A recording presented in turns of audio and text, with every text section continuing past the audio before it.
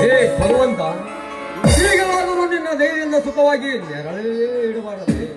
ಬಡತನ ಎಂಬ ಭೂತ ಅದೆಂತ ಹೋಗುವುದಪ್ಪ. ಈ ದೇಶದಲ್ಲಿ ದುಷ್ಟ ಶ್ರೀಮಂತರ ದಬ್ಬಾಳಿಕೆ ಎತ್ತಾಗಿ ನಮ್ಮ ದೇಶದಲ್ಲಿ ಸಂಪತ್ತೆಲ್ಲ ಹಾಳಾಗಿ ಹೋಗುತ್ತದೆ. ಧರ್ಮದ ಕೊಳವೆ ಕೊಚ್ಚಿ ಹೋಗಿ ಕರ್ಮದ ಕರ್ತವ್ಯಗಳು ನೆಲ ಬೀಡಾಗಿವೆ. ಈ ಪುಣ್ಯ ಭೂಮಿಯ ಮೇಲೆ ಧರ್ಮಕ್ಕೆ ತಲೆ ಬಾಗಿ ನಡೆಯುವ ನಮ್ಮಂತ ಬಡವರು ಬಾಳಿ ಬದುಕುವುದಾದರೂ ಹೇಗಪ್ಪ ಈ ಭೂಮಿಯ ಮೇಲೆ ಬಾಳುವರು? ಓ ಅಜಯ, ಏನಾಗಿದೆಯಪ್ಪ? ಮುಖ ಸಪ್ಪಗಿದೆ, ಏನಾಗಿದೆ ಅಜಯ? ಹೇಳು. ಏನೆಂದು ಹೇಳಲಿಯಲ್ಲ, ನಿರ್ಗತಿಕರು ಅದೆಷ್ಟು ಶಾಲೆ ಕಲಿತರೂ ಏನು ಪ್ರಯೋಜನವಿಲ್ಲದಂತಾಗಿದೆ. ಲಂಚ ಎಂಬ ಕಾರ್ಮೋಣದ ಕತ್ತಲಾವರಿಸುವ ಈ ದೇಶದಲ್ಲಿ ಹಣ ಇದ್ದವರಿಗೆ ಮಾತ್ರ ಬೆಲೆ ಇದೆ ಅಣ್ಣ, ಹಣ ಇದ್ದವರಿಗೆ ಮಾತ್ರ ಬೆಲೆ ಇದೆ. ಇರಲಿ ಬಿಡಪ್ಪ, ವಿದ್ಯೆ ಪಡೆದವರೆಲ್ಲ ಸರಕಾರಿ ಕೆಲಸ ಮಾಡಬೇಕಂತೇನಿಲ್ಲ. ಯಾವುದಾದ್ರೂ ಒಂದು ಸಣ್ಣ ಪುಟ್ಟ ಕೆಲಸ ಮಾಡಿ ಜೀವನ ಸಾಗಿಸುವುದೇ ಒಳ್ಳೆಯದು.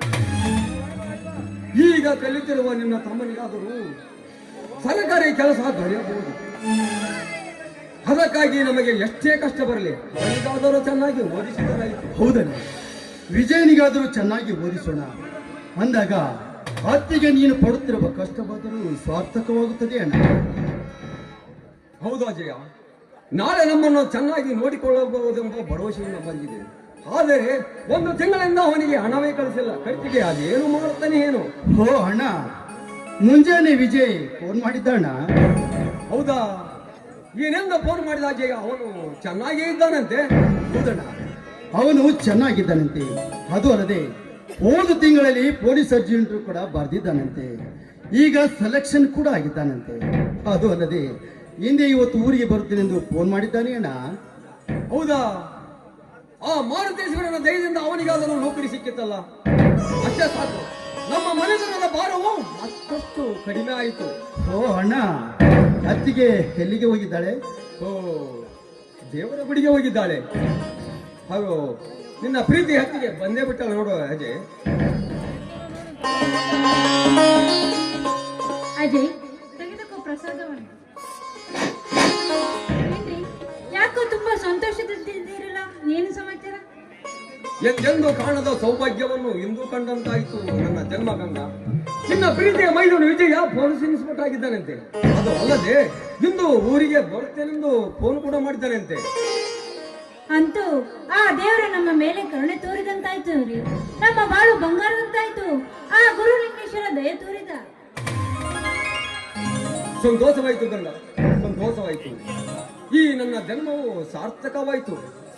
ಮುತ್ತಿನಂತ ತಮ್ಮೆಂದರು ಹೆಚ್ಚು ಅರಿತು ನಡೆಯುವ ಸತ್ಯವನ್ನು ಕರುಣಿಸಿದ ಶಿವನಿಗೆ ಎಷ್ಟು ಸಲ ಕೈ ಮುಗಿದರೂ ಸಾಲದು.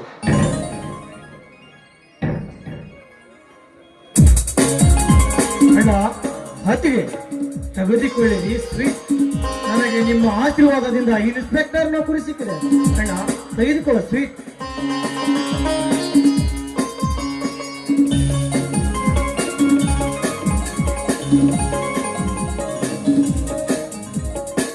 ತೆಗೆದುಕೊಳ್ಳ ಅತ್ತಿಗೆ ಸ್ವೀಟ್.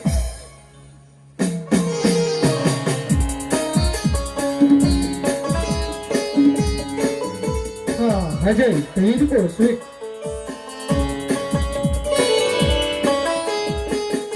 ಹೇಳುವೆ, ಈ ನಮ್ಮ ದೇಶದಲ್ಲಿ ಆಗುತ್ತಿರುವ ಅನ್ಯಾಯ ಅತ್ಯಾಚಾರಗಳನ್ನು ತಡೆದು ನೀನೊಬ್ಬ ನಿಷ್ಠಾವಂತ ಅಧಿಕಾರಿಯಾಗಿ ಬಾ. ವಿಜಯ, ನನ್ನದೊಂದು ಮಾತು ನೆರವೇರಿಸಿಕೊಡುವೆಯಾ? ಒಂದೇ ಕಣ, ನೂರು ಮಾತನ್ನು ಹೇಳು, ಆ ಮಾತನ್ನು ತಪ್ಪದೆ ನೆರವೇರಿಸಿಕೊಡುತ್ತೇನೆ. ವಿಜಯ, ಯಾವ ಕಾಲಕ್ಕೂ ಹಣದಾಸೆಗಾಗಿ ನಿರಪರಾಧಿಯನ್ನು ಅಪರಾಧ ಸ್ಥಾನದಲ್ಲಿ ನಿಲ್ಲಿಸಬಾರದು. ತಪ್ಪು ಮಾಡಿದವರನ್ನು ಎತ್ತ ಮಾತ ಪಿತರಾಗಲಿ ಅಥವಾ ಗೆಳೆಯ ಗೆಳತಿಯರಾಗಲಿ, ನಿನ್ನ ಹೊರ ಹುಟ್ಟಿದ ಅಣ್ಣ ತಮ್ಮಂದಿರಾಗಲಿ, ಅವನಿಗೆ ಸರಿಯಾದ ಶಿಕ್ಷೆಗೆ ಕೊಡಬೇಕು. ಯಾವ ಕಾಲಕ್ಕೂ ಲಂಚದ ಮನುಷ್ಯ ನೀನಾಗಬಾರದು. ಇಷ್ಟೇ ನಿನ್ನ ಬಡವನ ಕೋರಿಕೆ ನೆರವೇರಿಸಿಕೊಡುವೆ. ಯಾವ ವಿಷಯ? ಇಷ್ಟೇ ತಾನೇನಾ? ನಮ್ಮ ದೇಶದಲ್ಲಿ ಆಗುತ್ತಿರುವ ಅನ್ಯಾಯ ಅಕ್ರಮಗಳನ್ನು ತಡೆದು ಒಬ್ಬ ಒಳ್ಳೆಯ ಅಧಿಕಾರಿಯಾಗಿ ಬಾಳುತ್ತೇನೆಂದು ನಮ್ಮನ್ನೆಲ್ಲರನ್ನು ಕಾಯುತ್ತಿರುವ ಶ್ರೀ ಜಮಾಂಬಿಕಾ ದೇವಿ ಮೇಲೆ ಪ್ರಮಾಣ ಮಾಡಿ ಹೇಳುತ್ತೇನೆ. ನಿನ್ನ ಆಸೆ ತಪ್ಪದೆ ನೆರವೇರಿಸಿಕೊಡ್ತೇನೆ ಅಣ್ಣ.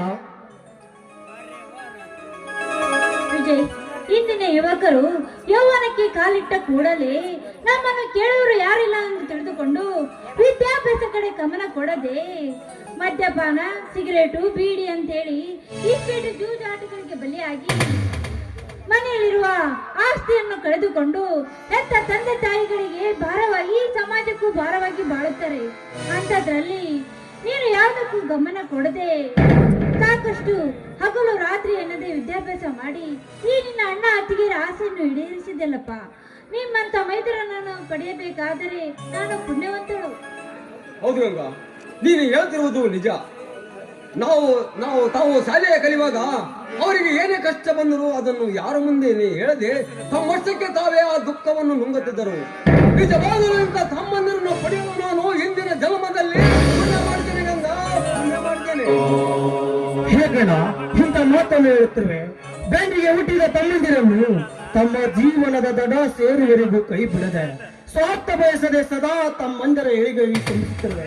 ನಿಜವಾಗಲು ಹೇಳಬೇಕಾದರೆ ನಿಮ್ಮಂತ ಅಣ್ಣ ಹತ್ತಿಗೆಯನ್ನು ಪಡೆದಿರಲು ನಾವೇ ಪುಣ್ಯವಂತರಣ್ಣ, ನಾವೇ. ಅಜಯ, ಸತ್ಯವಾಗಲು ಹೇಳಬೇಕಾದರೆ ನಿನ್ನ ಸಲುವಾಗಿ ಅಜಯ ಬಹಳ ಕಷ್ಟಪಟ್ಟಿದ್ದಾನೆ. ನಾನು ನಿನಗೆ ತಿಂಗಳಿಗೊಮ್ಮೆ ಹಣ ಕಳಿಸಬೇಕಾದರೆ ಅದು ಅಜಯ ಸಂಪಾದಿಸಿದ ಹಣ ತಮ್ಮ, ಅಜಯ ಸಂಪಾದಿಸಿದ ಹಣ. ಅಣ್ಣ, ರಾಮಾಯಣದಲ್ಲಿ ಶ್ರೀರಾಮಚಂದ್ರ ತನ್ನ ತಮ್ಮನಿಗಾಗಿ ಇಡೀ ಸಾಮ್ರಾಜ್ಯವನ್ನು ತ್ಯಾಗ ಮಾಡಿ ಕಾಡಿಗೆ ಹೋದ.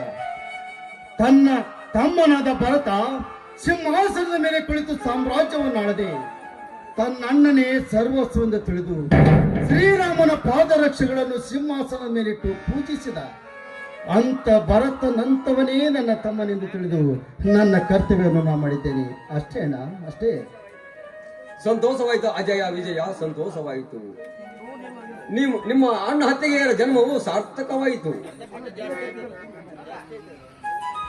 ಅಜಯ್, ನೋಡಪ್ಪ ಅಜಯ್, ನೀನು ಸ್ವಂತ ಉದ್ಯೋಗ ಮಾಡು. ಅದಕ್ಕೆ ನಿಮ್ಮ ಅಣ್ಣ ಏನು ಸಹಾಯ ಮಾಡಬೇಕು ಮಾಡುತ್ತಾರೆ. ನೀವು ಒಂದು ಸ್ವಂತ ಉದ್ಯೋಗ ಮಾಡಿದರೆ ಅಷ್ಟು ಸಾಕು. ನಮ್ಮಂತ ಶ್ರೀಮಂತರನ್ನು ಎದುರು ಹಾಕಿಕೊಂಡು ಬಾಳುವುದು ಬೇಡ. ನಮ್ಮಷ್ಟಕ್ಕೆ ನಾವು ಬಾಳಿ ತೋರಿಸಿದ್ರೆ ಸಾಕು. ಹೊತ್ತಿಗೆ ಎಲ್ಲರೂ ತಮ್ಮಷ್ಟಕ್ಕೆ ತಾವು ಇದ್ದರೆ ಧನಿಕರ ದರ್ಬಾರ ಎಷ್ಟಾಗುತ್ತದೆ.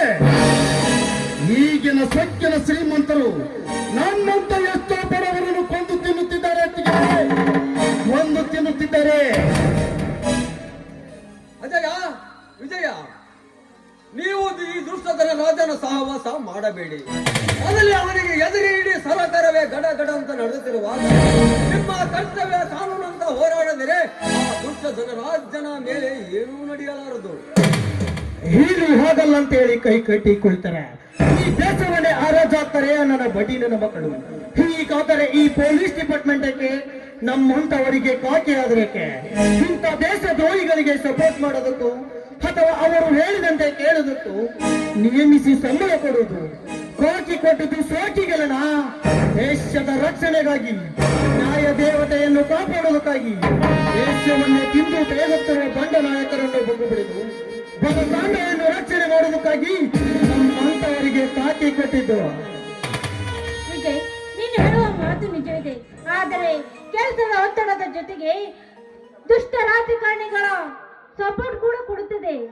ಅಂತದ್ರಲ್ಲಿ ಆ ಧನರಾಜ್ ಕೂಡ ಈ ಸಾಮ್ರಾಜ್ಯಕ್ಕೆ ಸರ್ಕಾರವೇ ಧಿಕ್ಕರಿಸುತ್ತದೆ. ಅಂತದ್ರಲ್ಲಿ ಅವನನ್ನು ಯಾವ ಸರ್ಕಾರ ಏನು ಮಾಡುತ್ತದೆ? ನಮ್ಮಂತ ಸಾಮಾನ್ಯ ಪ್ರಜೆಗಳು ಅವನಿಗೆ ಎದುರಿ ಬದುಕುತ್ತಿರುವುದರಿಂದಲೇ ಅವನು ಎಲ್ಲರ ಮೇಲೆ ಬಳಕೆ ನಡೆಸುತ್ತಿರುವನು. ಅಂತವರ ತುಳಿತಕ್ಕೆ ಒಳಗಾಗಿ ಈ ಭರತಾಂಬೆ ಹಿಂದಿಗೂ ಹಿಂಸೆಯನ್ನೇ ಅನುಭವಿಸುತ್ತದೆ. ಸ್ವತಂತ್ರ ಸಿಕ್ಕುವ ಶತಮಾನ ಕಳೆದರೂ ಬಡತನ, ಭ್ರಷ್ಟಾಚಾರ, ಭಯೋತ್ಪಾದನೆ ಇದು ಯಾವುದೂ ನಿರ್ಮೂಲನೆ ಆಗಲಿಲ್ಲ. ಕಾಶ್ಮೀರದ ಸಮಸ್ಯೆ ಭಾರತಕ್ಕೆ ಕಳಂಕವಾಗೇ ಉಳಿಯಿತು. ಈ ನಾಡುಗಳಂತ ನಾಯಕರ ಅಟ್ಟಹಾಸಕ್ಕೆ ಅಡಗದೆ ನಿಂತಿತು. ಅಂದಾಗ ಅವರ ಆಟ ನೋಡುತ್ತಾ ಕುಳಿತರೆ ನ್ಯಾಯದ ರಕ್ಷಣೆ, ದೇಶದ ರಕ್ಷಣೆ ಯಾವಾಗ ಆಗುವುದು ಹೇಳೋಣ. ನೋಡಪ್ಪ, ನೀನು ಹೇಳುದು ಸತ್ಯ. ಆದರೆ ಧರ್ಮ, ನ್ಯಾಯ, ನೀತಿಗೆ ಬೆಲೆ ಇಲ್ಲಿದೆ ಈ ಸಮಾಜದಲ್ಲಿ.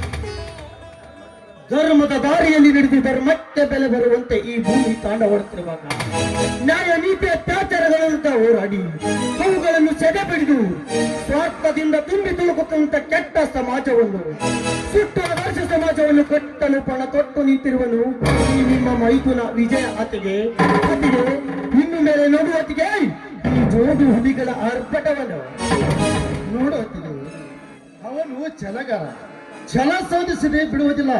ನೀನೇನು ಚಿಂತಿಸಬೇಡ.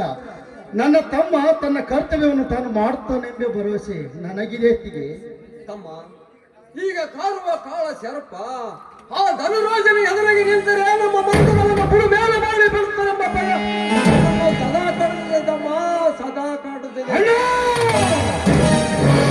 ಜೋಡು ಹುಲಿಗಳಂತೂ ಈರಿನ ಸಂಬಂಧಿಸುವಾಗ ನೀವೇಕೆ ಬೆಲೆ ಕೊಡ್ತಿರುವೆ? ಆ ತುತ್ತದ ರಾಜನೇನಾದರೂ ನನ್ನ ಮನೆತನಕ್ಕೆ ಕಣ್ಣು ಹಾಕಿ ತನಿಖೆ ಹೋದರೆ ಅವನ ಕಣ್ಣುಗಳನ್ನು ಕಿತ್ತಿ ಅವನ ರೂಪಗಳನ್ನು ತುಂಡು ತುಂಡಾಗಿ ಕತ್ತರಿಸಿ ನಮ್ಮ ಹೊಲದಲ್ಲಿರುವ ಬಂದಿನ ಅಂತೋಳಿಗೆ ಹೋಗಾಕದಿದ್ದರೆ ಈ ನಿನ್ನ ತನ್ನಂದಿರ ಅಲ್ಲ ಎಂದು ತಿಳಿದುಕೋಣ, ಅಲ್ಲ ಎಂದು ತಿಳಿದುಕೋ.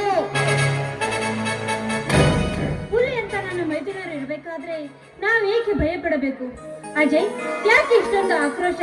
ನೋಡು, ಆ ಗುರುಲಿಂಗೇಶ್ವರ ಹೇಗೆ ನಡೆಸುತ್ತಾನೆ ಹಾಗೆ ನಡೆದರಾಯ್ತು. ಬನ್ನಿ, ಎಲ್ಲರೂ ಸೇರಿ ಒಟ್ಟಿಗೆ ಊಟ ಮಾಡಿರಂತೆ.